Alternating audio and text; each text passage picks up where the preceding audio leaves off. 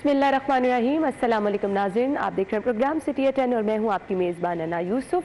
और उम्मीद है आप सब लोग ठीक ठाक होंगे। साले 9 को वेलकम किस तरह से तमाम लाहौरियों ने कहा, वो तो हमने घर बैठ के टीवी पर देखा ही था। खैर, बहुत अच्छी बात है, आप वेलकम कहें, अच्छे तरीके से करें, लेकिन सबसे पहले दुआ ये करें कि अल्लाह ताला ये जो नया साल शुरू हुआ है हम सब के लिए रहमतों वाला हो, बरकतों वाला हो, आसानियाँ हम दूसरों के लिए पैदा कर सकें और अल्लाह ताला हमारे लिए आसानी पैदा करे। और रह गई बात लाहौरियों के अंदाज़ की, तो वो तो जी हमेशा से मुनफरिद रहा है, मुनफरिद रहता है। हम जितनी मर्ज़ी रिक्वेस्ट भी कर लें, पुलिस, सिटी ट्रैफिक पुलिस जितनी मर्ज़ी कोशिश कर ले, लेकिन अफसोसनाक चीज़ ये थी कि आई डोंट नो कि इस दफ़ा वाकई क्या हुआ। फायरिंग के जो वाक़यात हुए उसमें बहुत सारे लोग ज़ख्मी भी हुए। ये वो तरीका है जिसकी हौसला शिकनी करने की ज़रूरत है। हम देखते हैं कि जी लोग अपनी ज़िम्मेदारियां नहीं समझते हैं। आप खुशी ज़रूर मनाएं, लेकिन वो खुशी किसी के लिए अगर गम का बायस बन गई है तो वो कैसी खुशी है।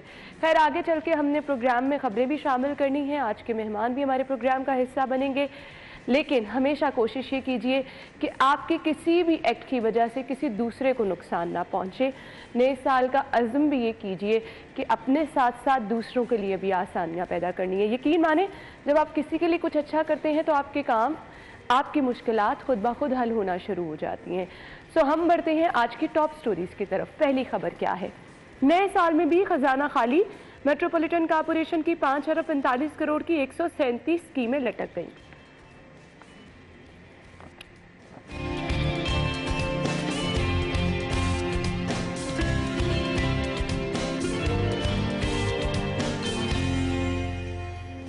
परवेज सरकार गिराओ, असम्बली बचाओ, वजीर आजम का आसिफ जरदारी और मौलाना को टेलीफोन।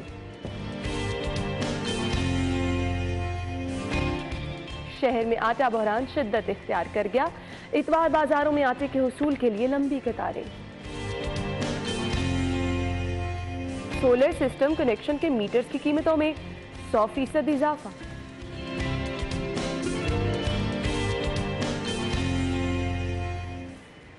आज की टॉप स्टोरीज आप जान चुके हैं। खबरों की डिटेल्स की तरफ आएंगे। हमारे साथ हमारे सीनियर रिपोर्टर्स मौजूद हैं। शाहिद सिप्रा साहब और अली साई साहब ने हमें ज्वाइन किया, अपने शो में वेलकम करेंगे। अस्सलाम वालेकुम, क्या हाल चाल है आपके? अच्छा जी, अगर आयशा इजाजत दें तो हमारी जो इंट्रो वाली स्टोरी थी, हम साई साहब से पहले वो डिस्कस कर लेते हैं। साई साहब, मुख्तलिफ इलाकों में फायरिंग हुई, हमारे तो अपने इलाके में सब्जाजार में बहुत ज़्यादा फायरिंग हुई। हम देखते हैं कि पुलिस की जानिब से गाइडलाइन जारी की जाती है। हमेशा सिटी ट्रैफिक पुलिस कहती है मंजिलों के आगे दरिया बंद बांधने की कोशिश की जाएगी, इन रूट्स को बंद कर दिया जाएगा, और हमेशा ये काम होते हैं। लोगों में तो डर ही नहीं रहा। साई साहब, ना बिस्मिल्लाहिर्रहमानिर्रहीम, मैंने ये देखा कि आईजी पंजाब की जानब से, सीसीपीओ की जानब से, सीटीओ की जानब से हुल्लड़बाजी रोकने के लिए, ट्रैफिक को कंट्रोल करने के लिए बहुत सारे इक़दाम किए गए, डायरेक्शंस दी गई, और हमें हर सड़क पे जो है वो पुलिस वाले नज़र आ रहे थे, ट्रैफिक पुलिस वाले नज़र आ रहे थे। लेकिन जो हमारी सोसाइटी का रवैया है वो अगर बेहतर हो जाए तो आई डोंट नो कि फायरिंग करने से, वन व्हीलिंग करने से कौन सा आपने साल ये देखिए ना कि उन्होंने यू टर्न बंद किए हुए थे कि जिस तरह लोग वो वन व्हीलिंग करते हुए भाग जाते हैं। इस चीज़ को कंट्रोल करने के लिए मैं तकरीबन 12 सवा 12 बजे एक जगह बैठा हुआ था, मेरे साथ वो मुतलका SHO नाका लगा के खड़े थे। तो मैं उनको यही कह रहा था कि 12 बजे फायरिंग होनी है। उन्होंने कहा नहीं, हमने इस दफ़ा बहुत सख्ती की है, बिल्कुल नहीं होगी। आप यकीन करें, दूसरी तरफ 12-14 वकला खड़े थे और वहाँ से 12 जो ही बजे हैं तो पहला बरस्ट वहाँ से निकले। तो अब मुझे बताएं कि पुलिस साथ खड़ी है, फिर वहाँ पे वकला बरादरी के लोग थे, तो ये कितना बुरा एटीट्यूड है कि पुलिस सामने खड़ी है, फिर कोई चीज़ होगी, फिर आपके आपस में लड़ाइयाँ होंगी, कचहरी में जाकर आप ऐसे ही है। तो ये हमें चाहिए कि नए साल का जो इस्तकबाल है वो इस तरह थोड़ा होता है कि 20-25 लोग आपकी फायरिंग से ज़ख्मी हो जाएं।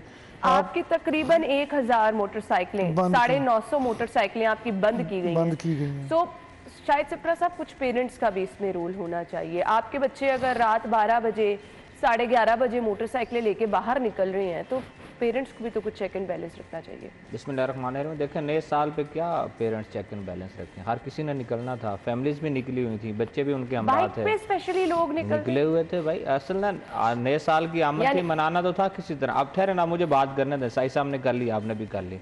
मुझे बताएं हुकूमती सतह पे क्या हुआ कि एक नया साल आ रहा है, साल नौ के लिए लोगों को एंटरटेन करने के लिए क्या रखा गया था? एक आतिशबाजी, वो भी ख़त्म कर दी गई। एंड टाइम पर आ गए, पहले उसकी तशहीर की गई लेकिन बाद में उसको भी ख़त्म कर दिया गया। जिलानी पार में कितनी बड़ी तादाद लोगों की आई, सिर्फ आतिशबाजी देखने के लिए नहीं हुई।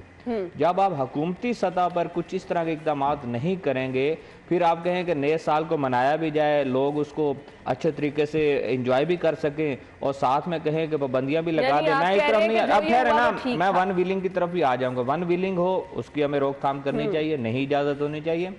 नौजवान मंचले हमारे करते हैं, नहीं होनी चाहिए। कोई कीमती जाने उसमें जाती है, नहीं होनी चाहिए। फायरिंग, हवाई फायरिंग होती है, नहीं होनी चाहिए। लेकिन मैं उसका दूसरा पहलू जो डिस्कस कर रहा हूँ कि हुकूमती सतह पे अगर कुछ इस तरह की चीज़ें हो जाएं, कुछ इस तरह के इवेंट्स रख दिए जाएं जहाँ पे फैमिलीज़ भी आ सकें, बाकी लोग भी आ सके, तो मेरा ख्याल में कुछ ना कुछ हद तक 100% तो हम नहीं कह सकते कि ये चीज़ हम ख़त्म कर लेंगे। लेकिन पुलिस हमेशा कहती है कि हम लोग, पुलिस तो पतंगबाजी भी ना रोक सकती। हवाई फायरिंग का जिसका आप कह रहे हैं कि अंधी गोली से बहुत सारे लोग ज़ख्मी हुए, हॉस्पिटल्स में पहुँचे, खुदा न खास्ता मौत भी वाक़ई हो सकती थी। ये सारा कुछ होता रहा। लेकिन अब बात वही आ जाती है कि साल नौ की जो आमद थी उस पर हमें कुछ ऐसा मिला ही नहीं जिसको हम मना भी सकें। और फिर उसका अल्टीमेटली एक दूसरा रास्ता क्या था कि पुलिस ने बैरियर्स लगाए, ट्रैफिक जाम हुआ, लोग सड़कों पे फंसे रहे, जहां थोड़ा रास्ता मिला वहां वन व्हीलिंग होती रही, उसी तरह लोग उसको मनाते रहे। साहब, हवाई फायरिंग करने अगर जिन लोगों ने की उनके खिलाफ क्या कार्रवाई की जा सकती है, होती क्या कार्रवाई? ना ये देखे ना कि शिप्रा साहब जो है वो बिला वजह ही जो पुलिस को हर दफ़ा इस तरह रगड़ रहे होते हैं। या तो हो पुलिस ने काम ना किया हो, जब पुलिस जिस जगह पे गलत हो हम बिल्कुल उसको तनकीद का निशाना बनाते हैं। हवाई फायरिंग का मुझे बताएं ना, पुलिस के पास घरों के अंदर हुई है। एक थाने में मैक्सिमम 35 नहीं तो 40 पुलिस कांस्टेबल होंगे, एक SHO होगा, 2-4 पुलिस और सब इंस्पेक्टर, ऐसे ही वो गश्त कर रहे होते हैं, डॉल्फिन वाले घूम रहे होते हैं। अब जब हवाई फायरिंग कोई छत से कर देता है या कोई दरवाजा खोल के ब्रस्ट निकाल के अंदर चला जाता है, तो कैसे आप तयन कर सकते हैं? बिल्कुल सही साहब, ठीक कह रहे हैं। लेकिन घरों में फायरिंग हुई, आप भी कह रही हैं, छतों पे हुई। छतों और घरों तक असला कैसे पहुंचा? इन शाहराहों से पहुंचा जहाँ नाके लगे होते। तो ये तो पुराना असला कैसे रोका जा सकता है? ये जो लोग पकड़े गए इनके निशाना साहब, लोगों में डर खौफ होना चाहिए ना। डर खौफ, हम हवाई फायरिंग करेंगे हमारे खिलाफ, फिर वही चीजें डिस्कस होंगी ना कि जिस तरह वो हम पतंगबाजी के हवाले से बात करते हैं। पुलिस ने तो 3 दफ़ा इसकी समरी भिजवाई हुई है कि सजाएं जो है वो इन्हांस की जाएं, जुर्माने बढ़ाए जाएं, लेकिन उस पर कानून साजी किसने करनी है? गवर्नमेंट ने करनी है ना। गवर्नमेंट के पास ये वक्त ही नहीं है, उनको पता ही नहीं है कि जो इनका मुआशरा किस तरफ जा रहा है। वो तो अपनी अपनी सियासत बचा रहे हैं, अपनी अपनी हुकूमत बचा रहे हैं। अब देखें ना, परवेज़ लाई साहब को कोई ऐसी कोई चीज़ हो, कोई ऐसा बिल पास किया हो जो गवर्नमेंट ने, जो आवाम के लिए बेहतर हो, कोई ऐसी कानून साजी जो अदारों ने भिजवाई हो जिसमें किसी चीज़ को, सजाओं को बढ़ाने के लिए कोई ऐसा नहीं जी। उनकी मसरूफियात सारी कहाँ पर हैं और कहाँ वो सारे काम कर रहे हैं वो तो हम अच्छी तरह जानते हैं। आगे चल के कुछ देखेंगे उनके लिए भी क्या महाज जो है वो सरगर्म किया जा रहा है। पहले आ जाते हैं जी खबर की जानिब। हमारे पास खबर जो है जी वो नए साल में भी खजाना खाली है। मेट्रोपॉलिटन कॉर्पोरेशन की 5 अरब 45 करोड़ की 135 स्कीमें लटक गई। इस खबर की डिटेल्स की तरफ आएंगे, मुझे ब्रेक का कहा जा रहा है। ब्रेक लेंगे, ब्रेक के बाद आपको ज्वाइन करेंगे, हमारे साथ ही रहिएगा। Welcome back. एक बार फिर से आपको खुश आमदीद कहेंगे। साल नया शुरू हो गया लेकिन मसाइल वही पुराने हैं। और आपको याद होगा कि नए साल के पुराने साल के आखिरी रोज़ हमारे रिपोर्टर्स, ख़ास तौर पर अली रामे, क्योंकि ये तमाम चीज़ें कवर करते हैं, बजट के हवाले से गहरी नज़र रखते हैं, सो उन्होंने कहा था कि मसाइल वही के वही रहेंगे। कर्ज भी नहीं अदा हो पाएगा बल्कि कर्ज बढ़ेगा, आवाम कर्ज के बोझ तले आएगी, मजीद महंगाई मजीद होगी। सो आज भी मैंने लोगों को आटे के हसूल के लिए सुबह ही 8 बजे लंबी कतारों में यूटिलिटी स्टोर के बाहर लगे देखा। आज भी हम यही कह रहे हैं कि आटा नहीं है, आज भी हम यही कह रहे हैं खजाना खाली है। मेट्रोपॉलिटन कॉर्पोरेशन की 5 अरब 45 करोड़ की 135 स्कीमें हैं जो कि लटक गई हैं। सियासी सूरत हाल, सियासी अदम इस्तेहकाम खत्म होने पे नहीं आ रहा और आगे भी ये खत्म नहीं होने वाला है। इलेक्शन ना जाने कब होंगे, 2023 इलेक्शन का साल होगा या नहीं होगा, ये तो अभी कुछ कहना कबल अज़ वक्त होगा। लेकिन ये जो मसाइल और ये जो खजाना खाली है, कौन कर रहा है शाहिद सिप्रा साहब खजाना खाली? देखें आपके सामने ही है, अरबों रुपए कहाँ मुंतकिल हो रहे हैं और कहाँ पे लगेंगे, ये तो बात का मसला है। बेसिकली ये मेट्रो का मामला होता है, ये आम आदमी का मामला होता है, डायरेक्टली आम आदमी। आपके अरकान असम्बली जो हैं, जिसमें NA का हल्का है, PP हल्का है, उसके बाद आपकी यूनियन काउंसिल खसूस आ जाती हैं। ये वो स्कीम्स होती हैं जिसकी बुनियाद पर वोटर इस बात को देख रहा होता है कि हमारा जो मुंतखब नुमाइंदा होगा वो कुछ पैसे लेकर आएगा और हमारे गली मोहल्ले या टाउन की सतह पे कुछ इस तरह के इक़दाम होंगे और कुछ इस तरह के सीवरेज के मामला हो सकते हैं, आपकी गलियों में पैच वर्क होता है, इस तरह के ढक्कन है, लाइट्स, बहुत सारे स्ट्रीट लाइट्स के मामला हैं। ये वो चीज़ें होती हैं, वाटर फिल्ट्रेशन प्लांट्स जो हैं वो इसी में आ जाते हैं। Exactly. ये तमाम चीज़ें बुनियादी ज़रूरियात ज़िंदगी हैं जो हर बंदा चाह रहा होता है कि जब इलेक्शन आए, इंतखाबात में ये मुंतखब नुमाइंदे जब गली गली आते हैं, दरवाज़ों पर आपके खटखटा के आपसे वोट मांगते हैं, तो अवाम यही तवक्को कर रही होती है कि जब इंतखाब के बाद ये लोग आएंगे। अच्छा, क्या हुआ कि अरबों रुपए तो मुख्तस कर दिए गए, उसके बाद फंड्स ही नहीं जारी हो रहे। भाई आपने वर्क ऑर्डर भी कर दिया, उसके बाद फंड्स अगर जारी नहीं करेंगे तो उस स्कीम के बनाने का कोई फ़ायदा नहीं है। आप पैसे देंगे तो उसके बाद कोई तरक्याती काम भी होगा, कोई तामीराती काम भी हो सकेगा। यहाँ क्या अलमिया है कि यहाँ आप वो काम कर रहे हैं जो नज़र आएगा, जो नज़र आएगा उसका क्या फ़ायदा, लेकिन गली मोहल्ले की सतह पे कुछ काम होगा तो उसका बराह रास्त फ़ायदा लाहौर में कौन सा ऐसा काम हो रहा है जो नज़र भी आ रहा है? कोई भी नहीं हो रहा सही साहब, खजाना खाली है। गुजरात में भी तो अभी तक मेट्रोपॉलिटन कॉर्पोरेशन ऐसे ही मेट्रोपॉलिटन कॉर्पोरेशन को कह रहे हैं कि ये बदतरीन साल है, तो सारे जो फंड्स जितने भी कोई मुख्तलिफ स्कीमों के थे वो तो हम यही रामे साहब की स्टोरियों में पढ़ते आ रहे हैं कि गुजरात में और मंडी बहाउद्दीन में मुंतकिल हो रहे हैं। अल्लाह करे गुजरात और मंडी बहाउद्दीन में जितने फंड्स गए हैं वो ईमानदारी से लग तो कह रहे हैं जी अभी परवेज इलाही साहब के अपने घर के पास कोई काम नहीं हो सका, बारिश होती है तो उनका अपना वो नेक नीति से लग जाए। मैं आपको लिटरली बताऊं कि ये गुजरात और ये वजीराबाद का गुजरांवाला का इलाका है और बहुत मंजे हुए सियासतदान हैं। अहमद चट्टा साहब, इनके वालिद साहब जो थे वो भी बहुत बड़े सियासतदान हैं। बारिश हुई तो मैं वहाँ अहमदानगर चट्टा में गया तो मैंने देखा कि घर के बाहर एक बड़ी सी हवेली है, कोई 2-4 कनाल की, उसके बाहर इतना पानी खड़ा है। तो मैंने वैसे ही किसी को पूछा, उसके ऊपर वो इनका लगा हुआ था एक वो बोर्ड और बैनर लगा हुआ। मैंने किसी को पूछा ये किसकी हवेली है? मैंने कहा ये चट्टा साहब की है। मैंने कहा ये अपनी जो इलाका है, जो घर के सामने पानी का कोई ऐसा सिस्टम नहीं बना सके तो ये बाकी चीज़ें कैसे करेंगे? और सड़कें भी टूटी फूटी हैं। तो अल्लाह करे ये जो फंड्स गुजरात में और मंडी में मुंतकिल हुए हैं ना मेट्रोपॉलिटन के, अल्लाह करे वहाँ पे ईमानदारी से लग जाएं। चलें, ये हमारा ही पंजाब है, हमारे ही लोग हैं, किसी का तो भला हो जाए। बेशक चोई साहब को लाहौर से कोई गर्ज नहीं, यहाँ से इनको वोट नहीं मिल रहे हैं, यहाँ से इमरान खान की पार्टी को मिल रहे हैं या नवाज शरीफ की पार्टी को मिल रहे हैं, तो अल्लाह करे ये वाले फंड जो हैं ये किसी जगह लग जाएँ। लेकिन अगर हमारे यहाँ यही सियासी अदम इस्तेहकाम रहा, यहाँ पर अब अगली खबर में शामिल कर लेती हूँ जी। वज़ीर-ए-आज़म शहबाज शरीफ और साबिक सदर आसिफ अली ज़रदारी ने पंजाब असम्बली में इत्तेमाद का वोट लेने के लिए राबते मजीद तेज़ कर दी हैं। परवेज सरकार जो है वो गिराने की कोशिश की जा रही है। दूसरी जानिब हम देख रहे हैं सीएम साहब अपने कामों में बिजी हैं, तो कौन अवाम की सुनेगा? शाहिद सिपरा साहब, ये अदम इस्तेहकाम किसी करवट ये ऊँट बैठेगा भी या नहीं बैठेगा? अब तो बैठ जाएगा मेरा ख्याल है। नहीं, अभी सिपरा साहब 24 पे वीपर नहीं दे रहे थे तो ये राब्ते ही रंग ला रहे हैं और क्या है ये। अब देखें, अब जब सियासी जमातों के कायदीन जब बैठे हैं और उसके बाद खुद आ रहा है कि वो एतमाद का वोट लेंगे। पहले तो ये था ना कि अदम एतमाद आई, उस पर भी वोटिंग ना हो सकी, फिर कोर्ट में मामला चला गया। अब उनसे कहा गया कि एतमाद का वोट लें और वो लेने पर राज़ी भी हो गए। और एतमाद का वोट लेने पर जब राज़ी हुए तो फिर उनके अपने वोट कम होना भी शुरू हो गए। क्या हुआ जिसका साहिब साहब जिक्र कर रहे हैं कि मजलिस वादत मुस्लिमीन से जो अरकान असम्बली हैं, रुकन असम्बली सॉरी, वो कह रही हैं कि मैं उनको वोट नहीं दे रही चौधरी परवेज़ इलाही को। इस तरह अब क्या है कि सियासी इस्तेहकाम उस वक्त आएगा जब ये मामला ख़त्म होगा। और मुस्लिम लीग नवाज़ क्या चाह रही है, PDM बिलखसूस, जिसमें वो क्या चाह रही है कि आपके विफाक में हुकूमत है तो पंजाब में भी हुकूमत है। जब पंजाब में हुकूमत आ जाएगी उनकी, उसके बाद तवक्को की जा सकती है कि कुछ सियासी इस्तेहकाम आ जाएगा। फिर हमारा क्या है कि हम लोगों ने कर्ज पे जो हमारा मुल्क चल रहा होता है, अभी जो बाहर दुनिया बैठी हुई है जिनसे हम पैसा लेने की कोशिश भी कर रहे हैं, तो वो क्या देखते हैं कि निचली सतह पे कभी एतमाद, कभी अदम एतमाद, कभी कुछ हो रहा है, कभी कुछ हो रहा है। तो वो लोग भी अभी इस मामले में हमें सपोर्ट करने पर राज़ी नहीं है। तो अब जिस तरह आप कह रही हैं कि शहबाज शरीफ साहब का रब्ता हो गया आसिफ जरदारी से, उसके बाद एक MWM ने खुद ही, ये तो बड़ी हमायत राफ्ता जमात है, पाकिस्तान तहरीक इंसाफ के साथ खड़ी रही है मुश्किल में भी, लेकिन आज वो भी कह रहे हैं कि हम वोट नहीं दे रहे। और सिर्फ परवेज़ इलाही साहब की अपने जो इक़दामात हैं उन पर उनको तहफ़्फ़ुज़ात हैं, उस बुनियाद पर वो वोट नहीं दे रहे। तो अब मुझे लग रहा है कि ये ऊँट जिस तरह आप कह रहे हैं कि कब बैठेगा, इन्हीं दिनों में मुझे लगता है बैठ जाएगा और कोई ना कोई इससे काम आ जाएगा। शिप्रा साहब की बातों में मुझे याद आ रहा है कि ये कह रहे हैं जी कि बैरूनी जो ताकतें हैं जो बड़ी, वो भी पाकिस्तान को इस तरह सपोर्ट नहीं करती रही। तो तहरीक इंसाफ का जो एटीट्यूड है वो तो इसी तरह का लग रहा है कि ना खेडेंगे ना खेडन देंगे। कभी वो IMF को लिखना कहते हैं कि पाकिस्तान को कर्ज ना दें, कभी वो उनके लड़ाई का लेवल चेक करें, कभी वो कहते हैं कि फैसल शाहकार जो IG हैं, साबिक IG थे, उनके खिलाफ लिखेंगे कि इसको UN का पुलिस एडवाइज़र ना बनाए।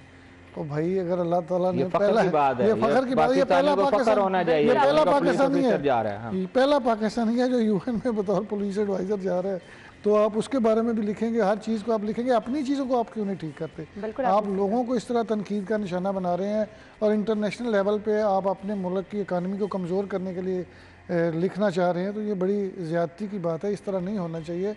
अगर आप गवर्नमेंट में नहीं रहे तो थोड़ा बर्दाश्त करें, आप वोट लें, जब इलेक्शन होगा उसमें आप अच्छे तरीके से उसमें हिस्सा लें। जब आपकी सीटें ज़्यादा होंगी गवर्नमेंट में आएंगे तो आप डिलीवर करें। इतना आसान काम नहीं है जिस तरह आप कह रहे हैं। यहाँ पे तो जो कुर्सी के लिए तगोदो हो रही है, कोशिश हो रही है, उसमें आवाम का बेचारी का क्या हाल हो रहा है, ना कोई सुन रहा है ना देख रहा है।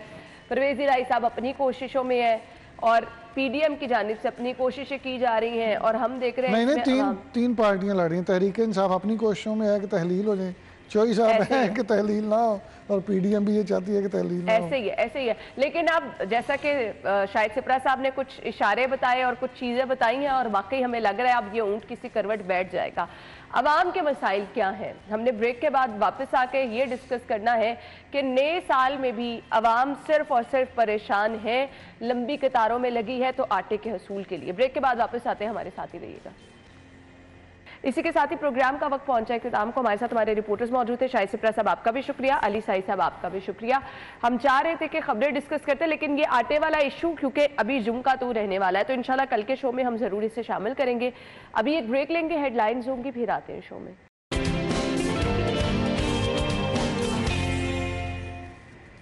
एक बार फिर से स्टूडियो में आपको खुश आमदीद कहेंगे। नाज़रीन, हमने अपने न्यूज़ पार्ट में कुछ चीज़ें आपके साथ डिस्कस की। आज ही की खबरें, आज ही के अखबार में जो खबरें शेयर हुई वो आपके साथ की कि आज भी अवाम परेशान है कि जी आटा महंगा हो रहा है, आटा नायाब हो रहा है। वो बुनियादी सहूलियात जो कि अवाम की दहलीज पे होनी चाहिए, अवाम की दस्तरस में होनी चाहिए, खाने पीने की तमाम चीज़ें। अभी हमने आपके साथ शेयर किया, अंडों की कीमतों में इजाफा हो गया, चिकन की कीमतों में इजाफा हो गया, 2 वक्त की रोटी खाना आवाम के लिए इतना मुश्किल है। आप यूटिलिटी स्टोर के बाहर सुबह 8 बजे हर रोज़ सुबह हम एक्सपीरियंस करते हैं वहाँ से गुजरते हुए कि यूटिलिटी स्टोर तो बंद है लेकिन आवाम की लंबी लाइनें लगी हैं सस्ता आटा खरीदने के लिए। सो ये हालात है। नया साल आवाम के लिए आवाम का साल साबित होगा या नहीं, मौजूदा हालात देखते हुए तो यही लग रहा है कि ये नया साल भी महंगाई का साल होगा। अब जब अवामी मसाइल का तस्करा किया जाता है तो डायरेक्टली लोग ये कह देते हैं कि जी जब तक ये सियासी अदम इस्तेहकाम रहेगा अवाम के मसाइल हल नहीं हो पाएंगे। अवाम के मसाइल हल होने के लिए हुक्मरानों को अवाम के मसाइल की तरफ तवज्जो देनी है। हस्पतालों में सेहत सहूलियात ना होने के बराबर हैं। तालीमी मैदान में आप हालात देख सकते हैं, तलबा के लिए मुश्किलात हैं, अवाम की मुश्किलात कम होने को नहीं आ रही हैं। सो हमारे सियासी रहनुमा इस नए साल को लेकर कितने मुतहरिक हैं और कितने पुरअज़्म हैं, कितने पुरउम्मीद हैं, ये हम जानने की कोशिश करेंगे। हम राब्ता करने की कोशिश करेंगे मुल्क की बड़ी जमातों के रहनुमाओं से जो कि हमें एक्टिव भी नज़र आते हैं। अवाम के लिए वो क्या करने वाले हैं, उनकी जमात क्या हिकमत अमली लेकर आएगी, उनकी जमात कितनी पुरुम्मीद है कि इस साल वो कुछ अवाम के लिए बेहतर कर पाएंगे। सबसे पहले हमने राब्ता किया है जी पाकिस्तान तहरीक इंसाफ की रहनुमा है सादिया सुहेल राना साहिबा, उन्हें अपने शो में वेलकम कहेंगे। अस्सलाम वालेकुम सादिया साहिबा।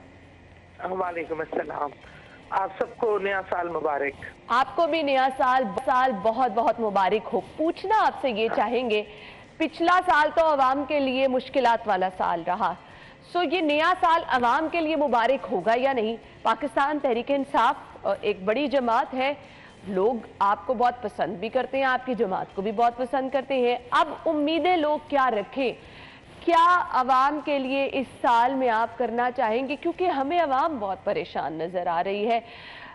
बालातर इससे हो गए कि किसने ये सब कुछ किया। मुझे सिर्फ ये बता दें, आपकी जमात कितने पुरअज़्म है कि इस नए साल में कुछ अवाम के लिए करना है? बिस्मिल्लाहिर्रहमानिर्रहीम, बहुत शुक्रिया।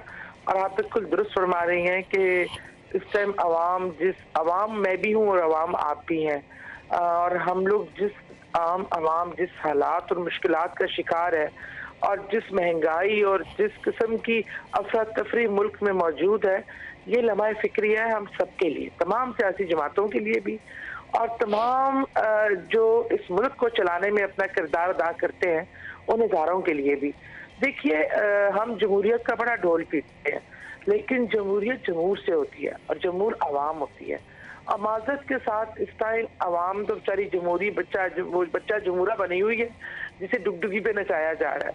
और इसका अगर मैं बात करूं अपने लीडर इमरान खान की, देखिए हम इस टाइम अपने 2 सूबों की जो हुकूमत छोड़ने पे तैयार है, इसकी वजह सिर्फ ये है कि हम भी टेन्योर पूरा करें, बैठे, हमें क्या मसला है, हम सड़कों पे निकले हुए हैं और हम घरों में बैठ ही नहीं रहे। उसकी वजह सिर्फ यही है कि अवाम तकलीफ में है और अवाम का वाहिद जो एक तकलीफ से रिलीफ देने का एक बाकायदा एक सियासी इस्तेकाम मुल्क में होना, एक ऐसी हुकूमत होना जिसके साथ अवाम की 2/3 अक्सरियत हो, जिससे बड़े फैसले किए जा सके। क्योंकि इस टाइम आपको बड़े फैसले करने हैं, मुश्किल फैसले करने हैं, आपको ऐसे इक़दाम उठाने हैं जिससे आपके मुल्क की माशी पे हालात बेहतर हो सके। इंडस्ट्री जो तरक्की कर रही थी एकदम नीचे चली गई, जो महंगाई कंट्रोल होने जा रही थी वो एक तूफान जिन की तरह हो गई है। आम आदमी का सरवाइव करना मुश्किल हो गया है। हर शोबा जिंदगी में तनज़्ज़ुली का शिकार है हम। इसकी वाहिद वजह ये है कि मुल्क में हमें इस माशी इस्तेकाम की जो कोशिशें करनी है, जो बड़े डिसीजन लेने हैं, जो पॉलिसी मेकिंग करनी है, उसके लिए हर सूबे की अलग जमात उसकी हुक्मरान है, फेडरल में एक अलग टोला बैठा है। जब आप एक पेज पे ही नहीं होंगे, एक तरीके से बैठ के पॉलिसी मेकिंग ही नहीं करेंगे, कोई बाहमी इफ़हाम व तफ़हीम ही नहीं होगा। सादिया साहिबा, मैं आपसे ये जानना चाहूंगी, आपने कहा जब आप एक पेज पे ही नहीं होंगे, तो एक पेज पे तो आप लोगों ने ही होना है ना, आप लोगों ने ही मिलजुल कर अवाम के मसाइल की बात करनी है ना। अवाम के मसाइल की बात तो कोई भी करने को राजी नहीं है, सभी लोग, सभी जमातें। जी, हम तो अवामी की मसाइल की बात कर रहे हैं, लेकिन हम किससे करें? उनसे जो सिर्फ इक़्तिदार में अपने केसेस खत्म करने आए थे, जो इक़्तिदार में सिर्फ उन कवानीन की तरमीम करने आए थे जो उनको बचा सकें। देखिए, आप बात उनसे करते हैं जो इस पे जिसको कोई दर्द होता है, जो कुछ करना चाहता है, जिसकी दिल ही नहीं है। हमें इसीलिए तो हम बात कर रहे हैं कि जो कोई भी पॉलिटिकल पार्टी 2/3 अक्सरियत लेके आई, अवाम का मैंडेट लेके आएगी ना, वो उसके दिल में अवाम का दर्द होगा। वो ये फेक तरीके से आना या शक्कून मारना, इससे अवाम का दर्द पैदा नहीं हो जाता। दावे तो यही थे कि महंगाई खत्म करेंगे, अवाम के मसाइल हल करेंगे। कहाँ गए वो दावे?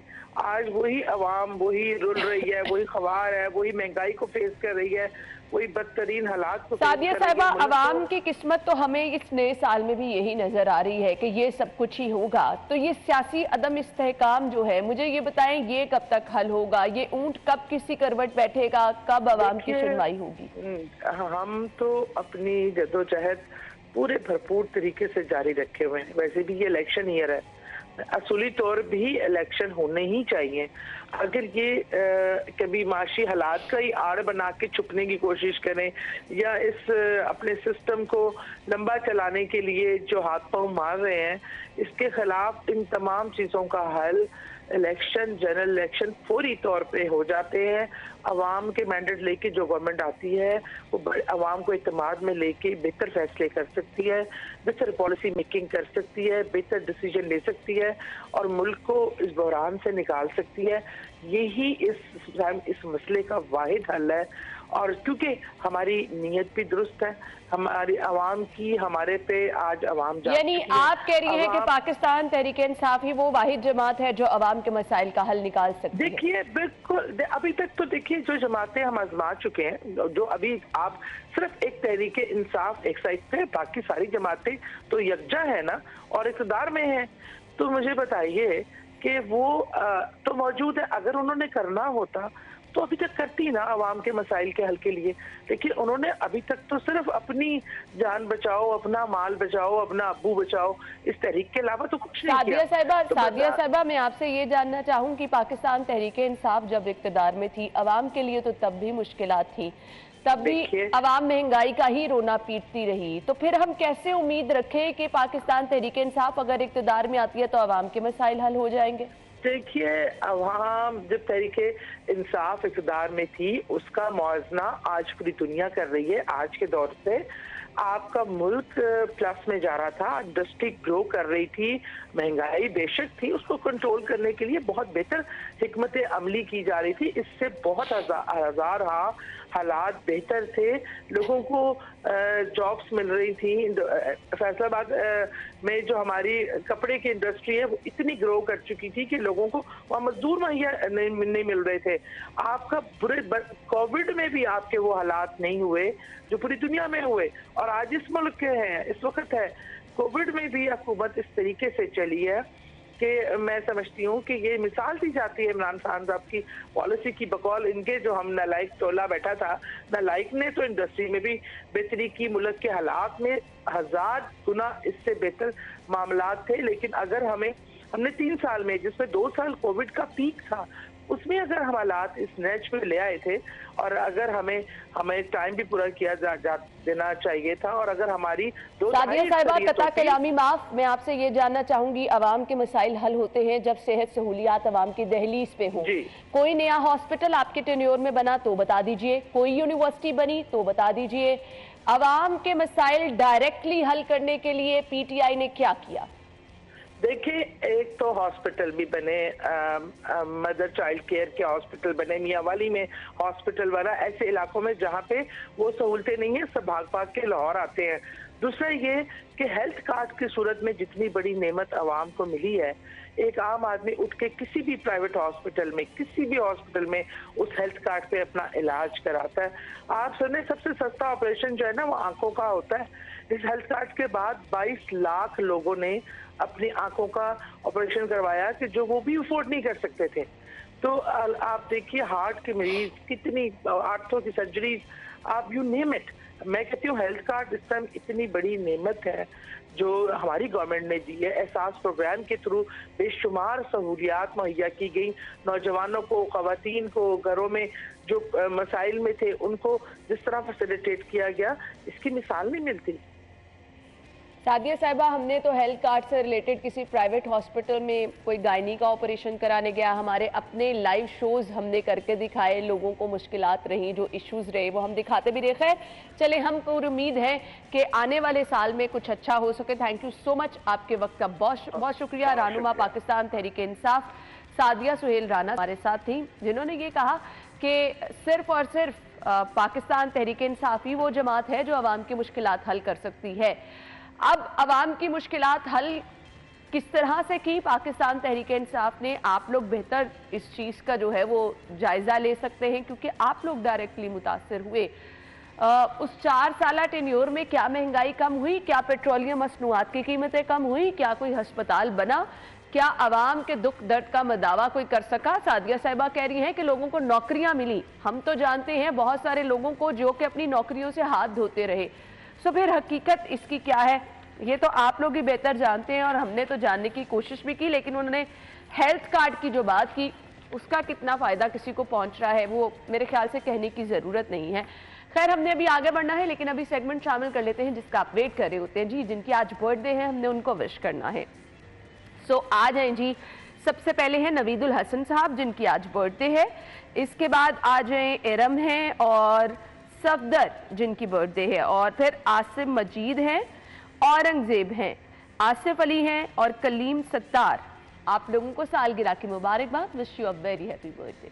और एक लंबी लिस्ट और पड़ी है जी जिनकी आज बर्थडे है, लेकिन हमने अभी एक ब्रेक लेनी है। ब्रेक के बाद इंशाल्लाह नेक्स्ट सेगमेंट में इसको शामिल करेंगे। हमारे साथ ही रहिएगा।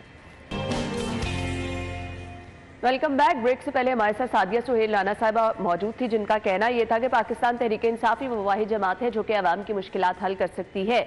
अभी हमें ज्वाइन किया है सीनियर रहनुमा है पाकिस्तान मुस्लिम लीग नून ख्वाजा इमरान नज़ीर साहब। उनसे जानते हैं वो कितने पुरअज़्म है इस नए साल को लेकर, पाकिस्तान मुस्लिम लीग नून अवाम की उमंगों पर किस तरह से पूरा उतर सकेगी और अवाम का एक वाहिद मसला महंगाई हल हो सकेगा या नहीं। अस्सलाम वालेकुम ख्वाजा साहब।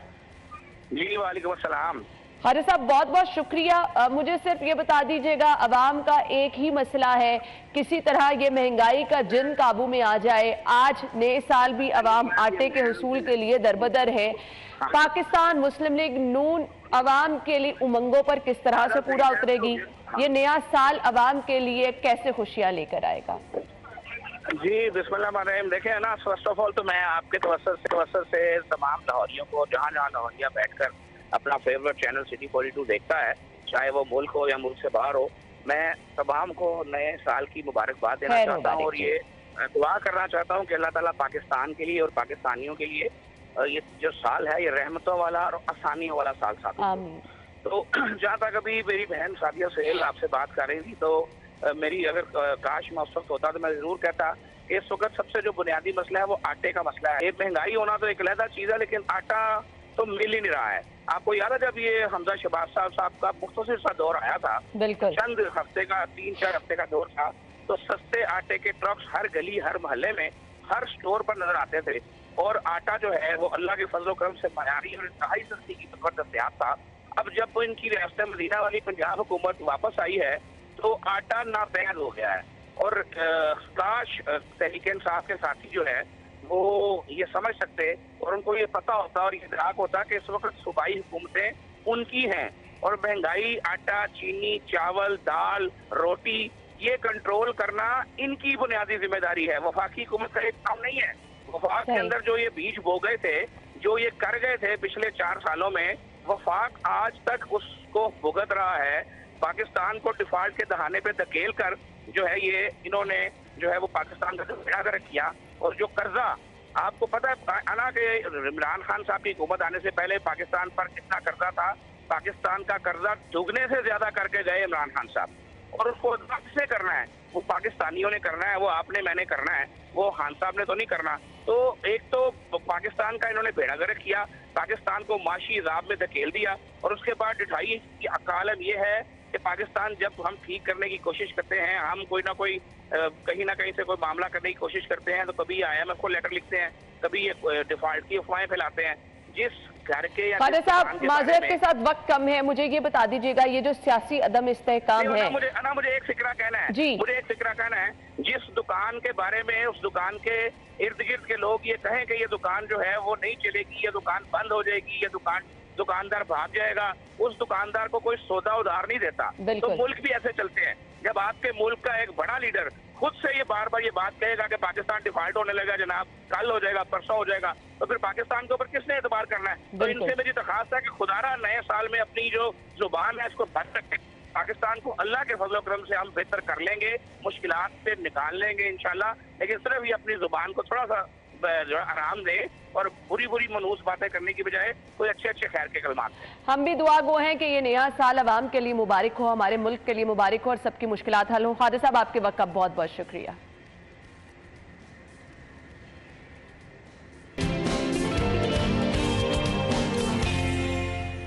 स्टूडियो में आपको एक बार फिर से खुशामदीद कहेंगे और हम अक्सर आपको कहते रहते हैं जान है तो जहान है। फिट रहना आपके लिए कितना ज़रूरी है और इसके साथ साथ रोज़ाना डाइट आपको किस तरह की रखनी चाहिए, ये आपके साथ आज कुछ टिप्स हम शेयर करेंगे। हमारे साथ स्टूडियो में हमारे जो मेहमान मौजूद है, तारुफ कराना चाहूँगी, सर्टिफाइड फिटनेस ट्रेनर हैं FPA USA और हम बहुत सारे इनसे मशवरे भी लेंगे और साथ ही साथ डाइट पे आजकल कंट्रोल रखना बहुत मुश्किल है, तो आपकी बेस्ट डाइट क्या होनी चाहिए ये भी हम आपको बताएंगे। जी फ़हीम अहमद राना साहब ने आज हमें ज्वाइन किया है, वेलकम कहेंगे अपने शो में। अस्सलाम वालेकुम फ़हीम। वालेकुम अस्सलाम। क्या हाल चाल है आपके? जी मैं बिल्कुल ठीक है। थैंक यू सो मच, आपके वक्त का बहुत बहुत शुक्रिया। सबसे पहले आ जाते हैं, डाइट कंट्रोल करना एक मेरे ख्याल से सबसे बड़ा चैलेंज है आजकल, जिसको हम मतवाजन ग़िज़ा कहते हैं, जो मोटापे की तरफ भी नहीं लेके जाती, आपको कोई नुकसान भी नहीं पहुंचाती। आपकी पूरे दिन की रूटीन क्या होनी चाहिए?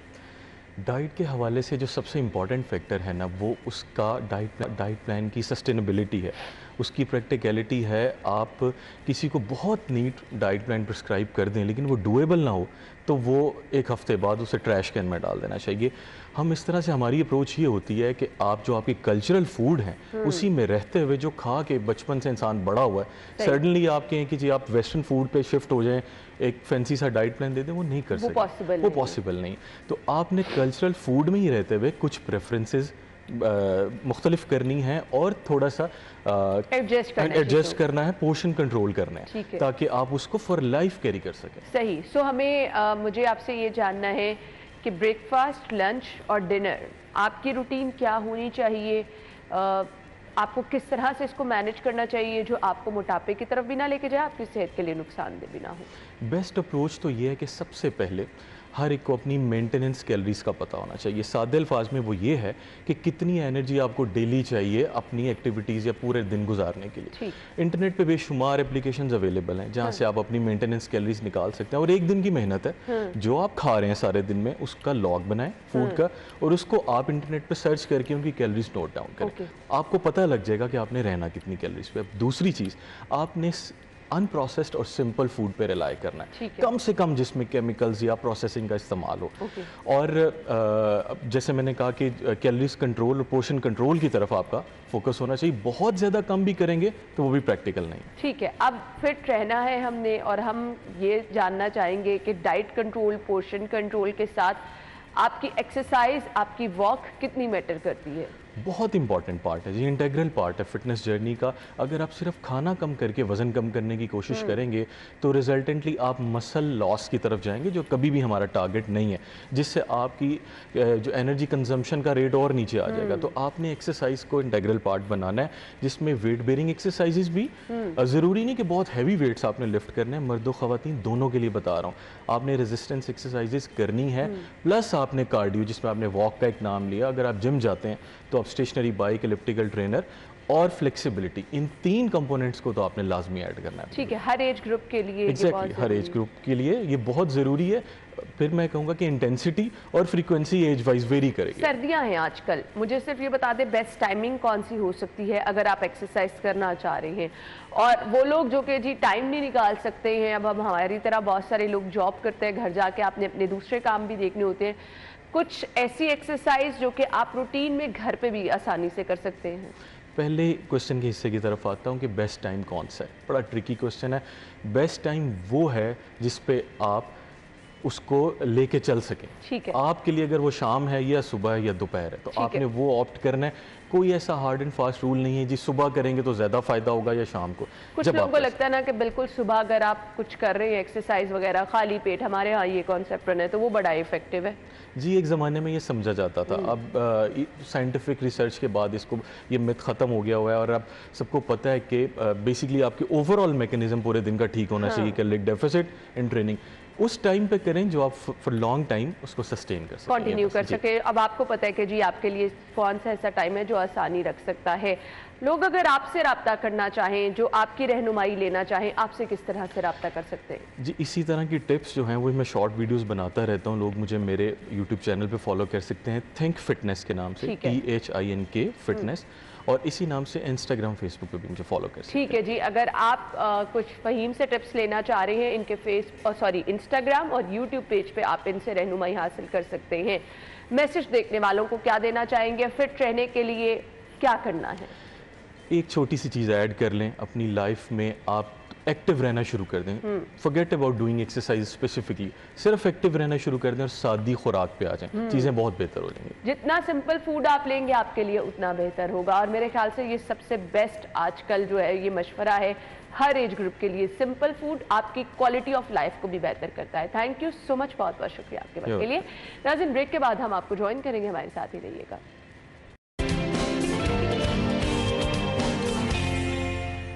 Welcome back. एक बार फिर से आपको शो में खुशामदीद कहेंगे। सो हमने एक बार फिर से सेगमेंट शामिल करना है, जिनकी बर्थडे है उनको विश करना है, और जिनकी कल बर्थडे है वो हमें अपनी पिक्चर्स आज भिजवा दें, कल के प्रोग्राम में हम उन्हें शामिल कर लेंगे। अभी बढ़ते हैं जी, जिनकी बर्थडे है उनके नाम अनाउंस कर दे जी। अंसा हैं, मोहम्मद मुस्तफ़ा हैं, मोहम्मद सिद्दीक हैं, हुसैन अली, शानी उस्मान, मोहम्मद अतहर अली और Mohammad Ashraf. Wish you a very happy birthday.